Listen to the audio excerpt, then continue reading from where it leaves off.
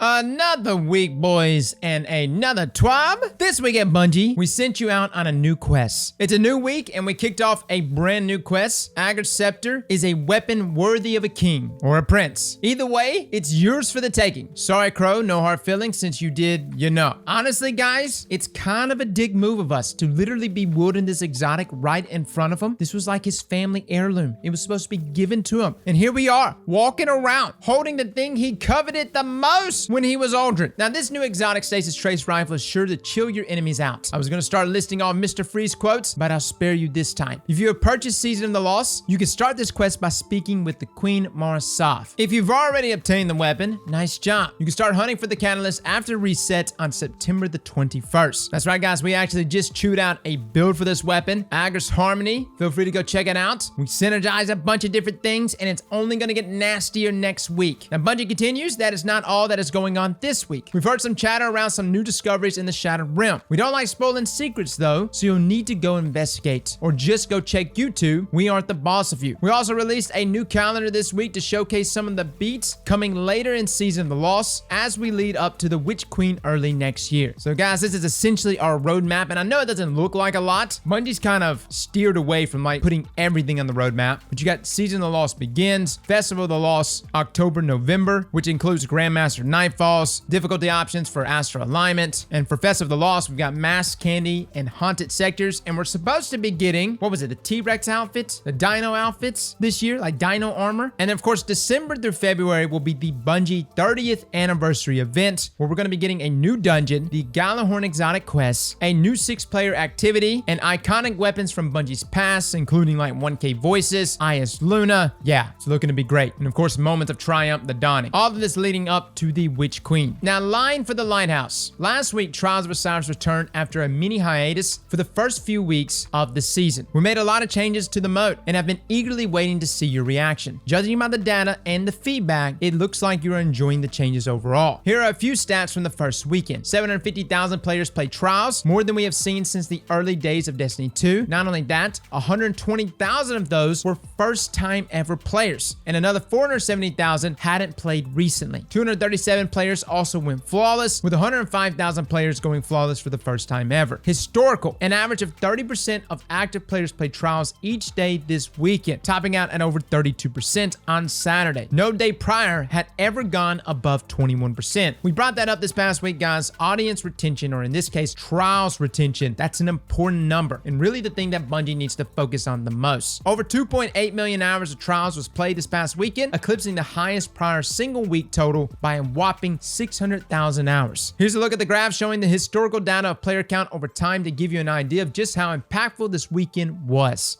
Yeah, just when we were talking about cutting Trials out of the game completely. Again, there was a lot of things that made this weekend successful. Anti-cheat, matchmaking, loot. My God, just reworking the loot. If Bungie continues to keep adding updates, freelance, new game modes, they may even include spooky Trials for Halloween. I think this number is going to be even bigger when Witch Queen drops. Now, early impressions aside, we aren't popping the champagne bottles and taking a victory lap yet. We're extremely happy with how the first weekend went, but we know there's always room for improvement. In fact, we already have some changes planned. Keep reading to find out more. Upcoming changes. Tomorrow, there will be a few changes going live for the second week of Trials of Osiris. We aren't satisfied with the matchmaking experience for players after 7 wins. That area of matchmaking has a significantly higher rate of 5-0 games than we would like, so we are enabling a flawless matchmaking pool. However, we want to make sure there are enough flawless players to maintain good matchmaking times, so we are waiting until Friday afternoon to turn this on, and we'll be watching player reactions and matchmaking analytics all weekend to make sure it's behaving properly. Interesting. So essentially, guys, yes, even for us this past weekend, we noticed that our games, even past flawless, were just as easier, if not easier, which didn't make a lot of sense here. Bungie's trying to say right here is that you will be matched with other flawless players only, which I would say is a primary goal of Bungie's, as they want to like pull flawless players together, and players that haven't gone flawless will continue to play each other. Now, we're also not happy with the experience of players who've had a bad streak of getting repeatedly thrashed 5-0, so we are enabling some match matchmaking help if someone runs into several blowout matches. This temporary help mechanic clears up once they start winning again, so don't think someone will cheese a flawless by tanking for a few games and then having a weekend of smooth selling. Lastly, we are enabling the quitter penalties that we use on the Glory playlist, giving you a 30-minute timeout if you quit out of too many games. We're going to be watching this and have some harsher plans if players continue to abandon their fire teams. Next week, in addition to our first Trials labs, spoiler alert, it's Capture Zone Trials, we will be disabling the special ammo replenishment on Revive. You still get special ammo if you kill someone or when you start the next round. Wow! So if you die and you get Revive, you won't have special. We're also disabling the matchmaking counter on the Trials of Osiris lobby, so you won't be able to tell how many players have joined, but will be told when they join. We also fixed an issue preventing you from being able to masterwork weapons from Saint 14's ranked rewards. That's a big deal right there, guys, on not being able to see the Q counter. I saw a lot of people this past weekend would actually watch, and if it went from 3 out of 6 to 4 out of 6, they would stay, indicating that they're now about to be playing against a solo player. But now that it's hidden, you don't know if you're facing solos or if you're facing an entire team until you're actually in the game. Now, Bungie continues. Big thanks to everyone who showed up to play last weekend. From the hardcore flawless or bust players to anyone who tried out the mode for the first time, all your feedback and data from playing has been extremely helpful in allowing us to continue improving Trials. Good luck tomorrow. All in all, guys, Trials was good this past weekend, but what you're seeing right here, where Bungie is pivoting and making moves week to week, that's exactly what you need. Back in the day, we would have to wait an entire season to actually see some adjustments. So good stuff. Moving on, we had a hotfix that went out today, touching a lot of different weapons and armor. First up, there was an issue where Precious Scars was not correctly restoring player shields on matching weapon kills. That's going to be a big one, guys. Hopefully it's significant. I did not like the way Precious Scars was before. It would just restore health in a bare amount. Now that it's actually going to be restoring shields, I might actually really use it, especially in nightfalls like this week with attrition. Now, weapons. Increase the effect of both the impact and detonation of explosive light on rocket launchers to now increase damage by 25%. Fellas like firing line, I thought that explosive light was also bugged. We haven't even reviewed the rocket launcher yet. I was waiting for this fix. We'll be reviewing it now in its final form. But again, firing line is also bugged and hopefully it'll be addressed. It wasn't addressed today, but confirmed by Cosmo. These perks, guys, had to be better considering the hoops you have to jump through, right? Fix an issue where Danger Zone was not functioning correctly on rocket launchers. Increase the cooldown of shoot to loot to 4 seconds. This is a temporary measure to prevent shooting a brick that can't be picked up to trigger the auto reload. Fix an issue where ammo picked up by players could be quickly shot with shoot to loot to get additional ammo. Fix an issue where interaction between Hawkmoon and hand cannon holster allow for repeated paraconsole shots. Yeah, it was like a combination of things you could do. It was like the holster mod, pulling out your ghosts and something else, but you could just sit there and hang on to max stacks of paraconsole. Fix an issue with Ager's Scepter where a player's super wouldn't drain while in empowered mode. Okay? What? The catalyst isn't even out? How do you even know this was a bug? That's the exotic catalyst, Bungie. Alrighty then. Well, that confirms that the leak for the exotic catalyst is right. Now, there was also some other issues, including title seals, platforms and system localizations, and generals. Feel free to check that one out. Other known issues, though, that are still going on. The corrupted Nightfall Triumph to score over 100,000 points isn't counting points correctly. Also, Trials of Osiris rank reward weapons cannot be masterworked, and Horror's Lease is dropping at 0 power from the corrupted Nightfall. Not that it really matters. It's still sunset. As a final note here, though, from Cosmo, before we go, we wanted to share a few more stats with you. Some of these are Destiny lifetime stats. Some of them are what you have managed to accumulate in just the last year of playing, but all are a testament to your dedication. Destiny lifetime. Total Guardians, 187 million. Total hours played, 9.8 billion. In the last year, Atheon defeats in Vault of Glass, 2 million. Tanix eliminations in Deepstone Crypt, 3.5 million. How fast do you think you can lift that number up to even 10 billion hours? About 1.1 million years played? Just please remember to take breaks and drink plenty of water. I'll Bungie with the flex right now. All in all, guys, yes, it's true. Destiny 2 is snowballing right now. We've seen it in its population with crossplay and everything else. It's snowballing. Witch Queen is looking to be arguably bigger than any vanilla launch of Destiny. Like, we talk about Taken King, we talk about Forsaken being big. Yes, they were big for us as core players, but in terms of population, many players had already quit by that point. The way things are shaping up right now, though, with the overall player population snowballing season to season, is that Witch Queen is looking to be bigger than both the Destiny 1 and Destiny 2 vanilla launches. And if Bungie keeps continuing making good moves from now until then, it most definitely will. Well, fellas and ladies, thank you all for coming and watching, and as always, slap that like button like your mama told you right.